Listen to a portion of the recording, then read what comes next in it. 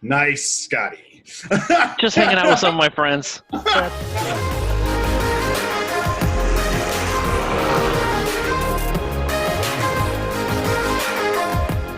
Welcome all to a new JedzMoto discussion video / podcast. If you choose to download this video and listen to it to your Y2 videos, you can listen to it like a podcast or do what I do. Today we have some special guests. I have the AmenMoto crew, AmenMoto creator and video mastermind, Scotty Amen, and the trusty his trusty personality of the channel, Doug. I'm going to use my Jedz radio voice. Yes.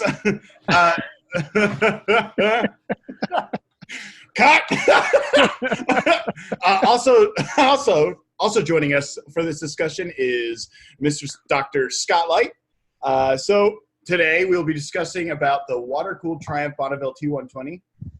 All of us together have owned this Triumph variant for about, I think we've got 80,000 miles together. And so this bike's obviously kind of new. It said the water-cooled 26. It came out in 2016, correct? Right. So it's been out for what? Maybe it's going to be 4 years this spring coming? The fifth model year's out now, right? People are looking at 2020s out there. Right. So there was a 16, a 17, a 18, a 19. Now the 20s are out. So that's 5 years? 5 model years. Yep. So we're going to do a little round table discussion. I've got a lot of input from my viewers and about asking questions about long-term ownership and such. So I figured it would be great to get the 4 of us together. So let's just go around the table and kind of tell everyone about the details of your machine, particular your submodel if you have one, how long you've owned the bike, how many miles you have on your T120. Scotty, Amen. Yeah, I'll go first because I'm patient zero in this outbreak. That's right. Right. The outbreak. Yeah. So I got mine in April of 2017, and it is a 2017 model. And I'm about 20 miles away from crossing into 30,000 miles. So I'll probably hit 30,000 miles tomorrow. And I guess I'm kind of the person who kind of rubbed off on all of you guys slowly but surely, right? And in some cases by extension, but it was my second motorcycle. I think you guys know my story. I had a 250 for a year after learning how to ride motorcycles. And then when I was graduating to a big boy bike, I just got the bigger version of the Tux, right? Yep. So what other question was there? Was that the only question? That was basically, I just wanted to know year, submodel, mileage. Yeah, there's no submodel. There's no submodel to it other than it's, patient zero. Right. I mean, you do have the twin paint job, so that is not a base model. Yeah, it's the T120. one. It's the black and white one with the gold pinstriping, the hand-painted pinstriping, and the initials of the artist on the inside of the tank. Yeah, it's gorgeous. Doug. Nice. So I'm the baby of the group, right? So I'm the newest guy to the T120 family. So mine's a 2020 T120. Say that 3 times fast. And it's the Diamond Edition, darling. So yeah, it's they're limited edition runs of motorcycles. There was in 2020 they had the Diamond and then the Ace Cafe version. So this is the silver version one, and I've got all of. I checked it. Went outside today and checked it. See how many miles on it. I got all of 1,280 miles on it. So, like I said, I'm the baby of the group. But I did purchase this recently. I got it in August of 2019. So I've had it a few months, and it's an awesome bike. Nice. Kind of So 4 months. Just because people don't always know when they're watching this later. That's 4 months ago you've had it? Yes, 4 months ago. Yeah. Yep. And so what differentiates a Diamond versus a standard T120? So it's just a paint and chrome treatment, right? So it's got all the chrome bits, the side covers, cam cover. What else? It's got special paint on the tank. It's got a pearl. It's Chrome everywhere. Pearl. Yeah, chrome everywhere. The pearl white with pearl fenders and with a Union Jack kind of a pleak paint job on the tank. It's to celebrate the 60th anniversary of the Bonneville, correct? Yes. Yes, it is. Right, it's the 60th anniversary model. Yep. Wow. The Diamond Jubilee. Yes, darling. Scotty Light. Yeah, so I have a 2017 T120 Black with a graphite tank. I picked this up in February 2019. So this is a used bike. Stumbled onto it on Cycle Trader, and the price was great, and it was in Raleigh. It was nuts. It was just down the road. So it seemed like some kind of a sign that could not be ignored. So I picked it up last February, right at the end of the month. I have altogether, the clock has a little over 17,000. About 15,000 of them are mine. That's awesome. Yeah. And this is your second Bonneville, right?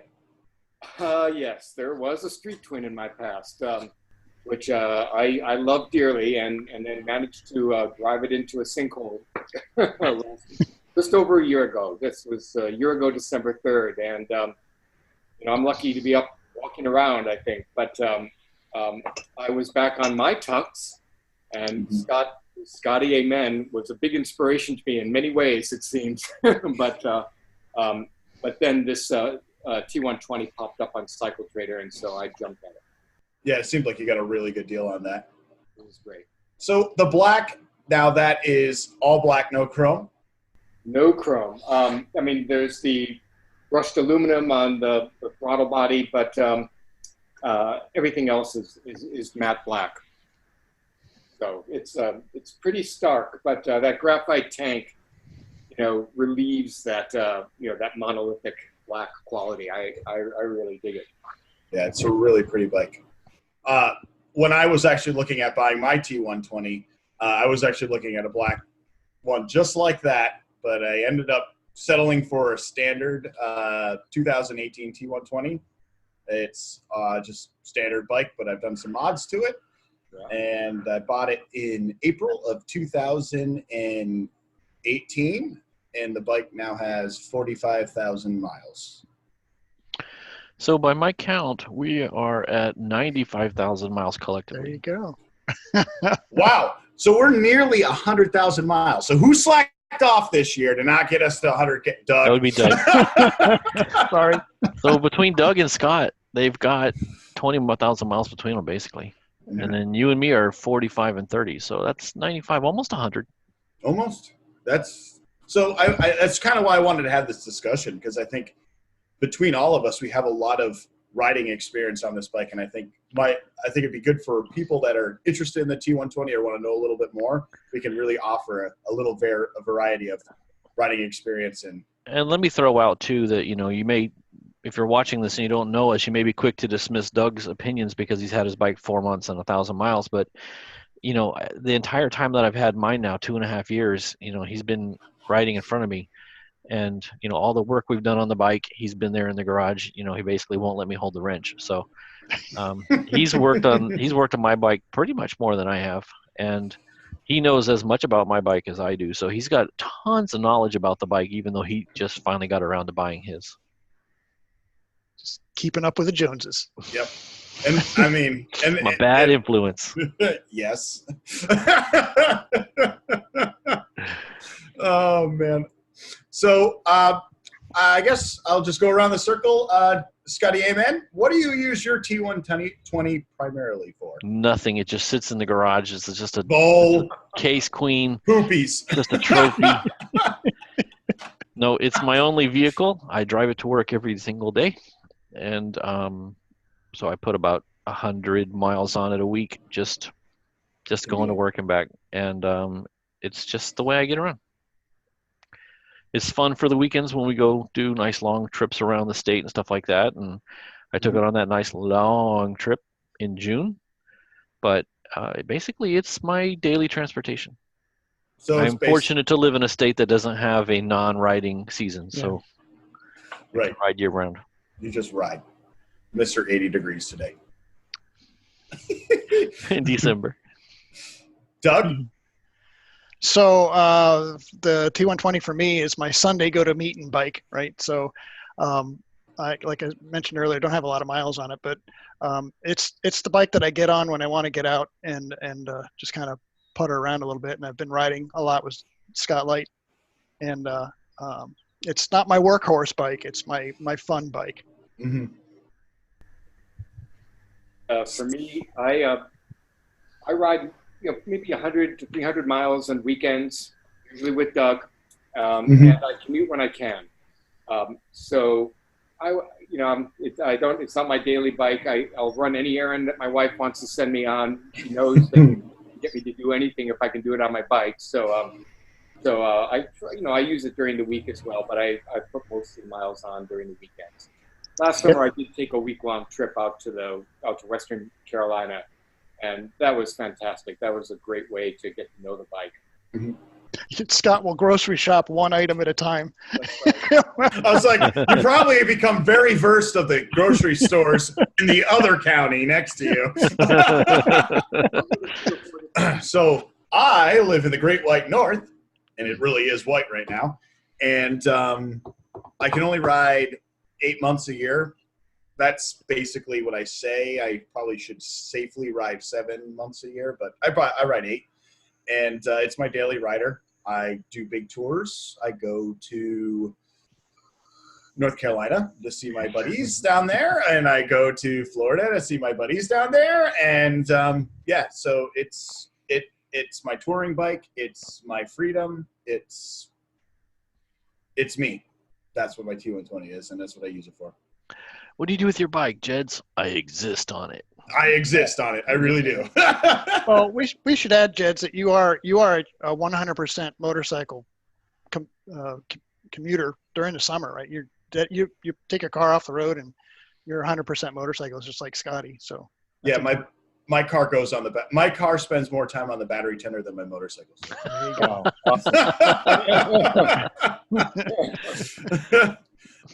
Oh man. Okay, so next question for the round table. So is your T120 your only bike? And if not, what other bikes do you have, and how does the T120 play into that herd?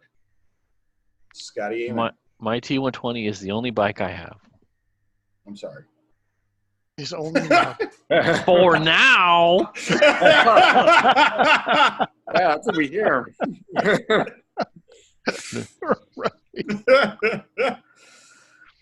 Doug? Yep. So I have 2 bikes for now. My other bike is a BMW R1200 GS, and that's the workhorse bike, and that's my touring. That's the bike. one sitting over your shoulder. You're right. You have a toy one. That's all you have is a toy. Yeah. So it's like the complete opposite of the Bonneville, and that's probably why I bought the Bonneville. So, different purposes completely. So I've talked to Scotty about this a little bit, but I got my rockers and my mod, right? So the BMW is, I'm a mod I'm on the BMW, and I'm a rocker when I'm on the T120. Cool. Yep. Scotty Light?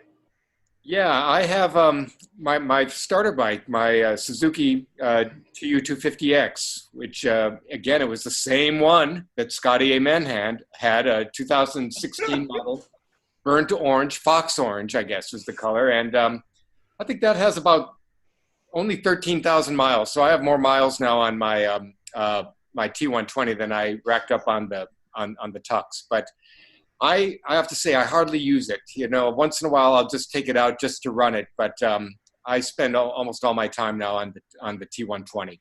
So the T120 is your go-to, basically. If it's got down, the Tux is there as the backup. That's right. And it's going to be put to very good use next week when a certain rider from Vermont visits us in Raleigh, Durham.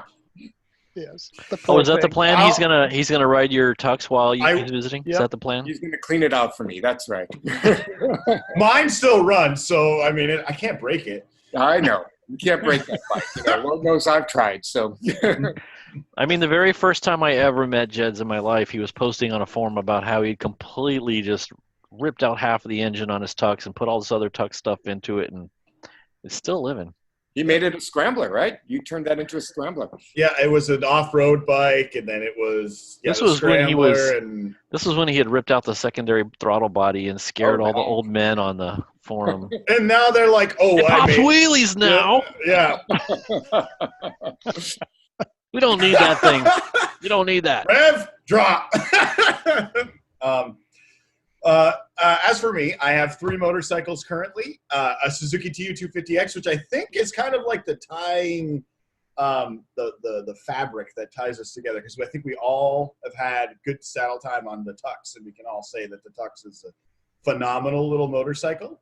And I would consider myself an advanced rider, and I think the 250, the TU250 is just a great little bike, and it gets me to ride a little extra in the beginning and the end of the season because it's so underpowered. Then I have a 2001 Yamaha FZ1, which was a bike I put it's the second FZ1 I've owned. The first one I owned I put about 74,000 miles on, and that was a phenomenal bike, super fast, 140 horsepower rocket, but it's a very comfortable 2-up bike. That's why I kind of picked that up for me and the missus. And then my T120 is my go-to, obviously. That's the 3 bikes I've got right now. So, Cool. Yeah. So let's go on to the next question. What modifications have you done to your T120? Scotty, amen. Well, let's see here. Is this coming through? Yeah. Yeah. Ooh, Yeah. how did you do that? Look, It's called being prepared, buddy. it's Yeah. So this is a shot on Instagram from when that's pretty easy to see most of the stuff on it at one shot. So this fly screen comes and goes. You know, it's really, to me, just an aesthetic thing. I don't think it makes that big of a difference. Very minor difference. You know, when I went on my long trip up north, maybe it made a little bit of difference after hours and hours on the slab, but it's just for cool factor. So it comes and goes. It takes away from the vintage look of the bike. When you put this on it, it stops looking quite so old. So I leave it off. But these are Halcyon mirrors, the bar end mirrors there. I hated the stock mirrors. They're just excellent if you really want to see what your shoulder looks like. But if you want to see behind you, you need something else. I really like these mirrors. They're very high quality, and I think these might be spreading like a virus as well. On the back, there is a tail bag back there that comes and goes. That's the Nelson Rig tail bag. I put it on occasionally, and when that's not on, there's also a set of Triumph side bags that are in this picture. And Nice. Other than that, it's straight stock, man. Nothing else. Stock T120, basically. Stock T120. What else could you possibly want? What's all you could ever want? We can't read it. Yeah, I know. It's not working right. You're just turning into your bike. I know. It's like it's going chroma key out. And yeah, so much for that idea. Doug?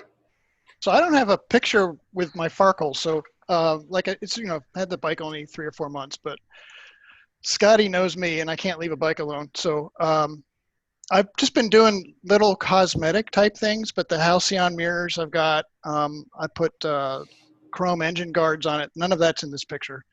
Our handlebar risers. And I think the biggest thing is the comfort seat that Scotty turned us on to. Oh, yeah, I forgot about that. That's added the comfort seat, which is probably the best thing I bought for that bike yet. I'm surprised Jedz doesn't have that yet with all his miles. And I let him ride on mine for for a while. I don't think it made that big a difference to him, but I could not live without that thing. Yeah, and a fly screen, and I think I'm pretty much done. I'm not gonna. I thought about the shocks are horrible, and do cams and all sorts of really fun stuff, and I've decided with this bike that it's best completely stock, and I'm just gonna leave it that way. I've got my Farkles on it, so I think I'm pretty done with it. Now I need to ride it. Is what I need to do now. Yeah, it's such a nice clean look with without overloading it with lots of stuff. Yeah, so I have some of the same things you've heard. I have a Dart fly screen, and I've had that on all my bikes. For me, it does make a difference, especially on the highway. It seems to smooth out the ride. I think I noticed it more on the Tux than I do on this bike because, the wind just blows you around, on the Tux. I too have a tail bag, the Nelson Riggs tail bag, and then I have a couple dry bags, Lomo dry bags, which I just love. I mean, whether I'm shopping or traveling, I can just throw anything in there, and they're light, they're no fuss, and they're waterproof. So that's been really cool. I do have crash bars, SW Motec bars. And let's see, I got the comfort seat. I also have the Triumph bench seat, which I had from one of my other bikes, which I actually prefer the look of the bench seat, but it definitely is not as comfortable as, as that comfortable. And the last thing, and I think, Doug, you have this too, is that LED headlamp, I think, really makes a difference. That's right. It really, has a much larger throw and just makes it easier to see what's going on in front of you. Yeah, conspicuity, or however they pronounce that, conspicuity. Is that just a plug and play conversion? It's just a bulb, stage 4 bulb replacement. Yeah. I want to copy you guys. You want to copy us? We're all copying you. I know. You're gonna create this I know. this vicious circle thing all of a sudden. If you start copying us, we're gonna. I was gonna switch to this lamp that Jedz was running with. You flick on the high beams and it goes amber, but never got around to that. Right. Scotty Light, don't you have a GPS on yours? Oh yeah, right. I have a Garmin Zumo. I think is the model number. 395, I think. Futzing around with that. I have that now located. Thanks, Doug helped me out. He got some hardware where I can use one of the, the clips that hold the handlebars on as the mounting point for the Garmin. So it's a nice, clean look. Stays out of the way. Oh, great. And have that wired right into the. We wired it to the USB port, so it's a switch power as opposed to being going directly to the battery. Right, and that kind of keeps it out of the harness too, because some people like to splice into the harness, which is never a good idea. Yeah, don't want to go there. Yeah, not on these bikes. Right. My bike was stock for roughly 500 miles. I'm surprised I made it that long. Then you got to work. Yeah, then I got to work. There's nothing really, the exhaust is, I'm going to tell you, I have the X-Pipe and the MGO reverse cone mufflers. It is loud. Yes, it's great. but it leaks pretty bad. I've noticed it starts leaking around 10,000 miles or so. But it helps with my need for loudness. So the X-Pipe deletes the catalytic converter and just sends the exhaust straight out? No. yeah, it does. There's no catalyst in the exhaust now. So that gives you power as well as noise. It does. It actually does give a little bit There more is something beneficial to it. You do get some of that, yeah. But you reinstalled that, right? For any Vermont state troopers that might be listening. That's right. Every time. It's just a temporary off-road use only. Yes. Right. I've got a couple windscreens I really like. I've got an XR windscreen from an XR 1200 Harley Davidson, which was the bike that predecessed this one, and I kind of skanked that because it is actually a really good windscreen. It's good for sport touring, so it gives you some protection, but also doesn't kill your gas mileage or make the bike kind of wicked slow. Unlike my National Cycle Plexi Fairing 3, which is an awesome windscreen, but it kills gas mileage. I've also done Unipod filters, which actually helped out a lot too for the power wise. And I'm doing a custom gearing, and I've gone tubeless on my tires. So I'm running ZR Radial sport touring tires, Michelin Pilot Road 4 GTs.